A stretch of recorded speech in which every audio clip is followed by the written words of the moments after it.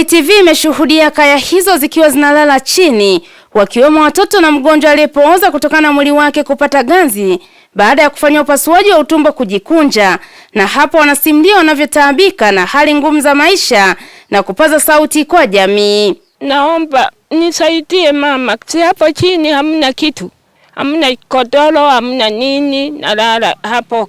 Si maumivu mingi sana mama, naona mimi. Baada ya kufanywa operation, nilivyopona operation, ndio likajitokeza tatizo la ganzi miguu na mikono.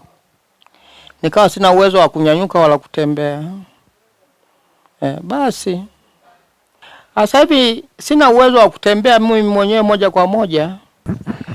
Naomba Watanzania wenzangu wenye moyo wa kujitolea wanisaidie eza basikeli hata ya kutembelea. Sauti hizo zinafika masikioni mwa kikundi cha wazee wa Bariadi baada ya kuona changamoto wanazopitia wahitaji hao, na hapo wanaeleza walivyoguswa. Toa magodoro 3, tumetoa madebe 4 ya mahindi, lakini pia tumetoa sado 4 za dagaa, tumetoa katoni 4 za sabuni na mafuta pisi 1.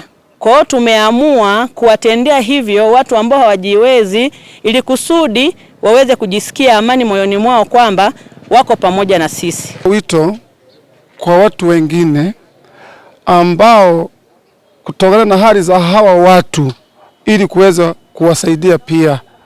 Kwa hali hii ina maana tukiendelea kutokana na hali za wale watu ili wapate nafuu. Baada ya kupatiwa msaada huo, mmoja wa wahitaji akaeleza faraja yao. Nashukuru kwa kuniletea godoro, kwa kweli nilikuwa nalala chini kwa watoto 5. Nimeshukuru sana kuniletea godoro kama hili. Watoto walipata mtakiwa mlo sababu ya kukosa chakula.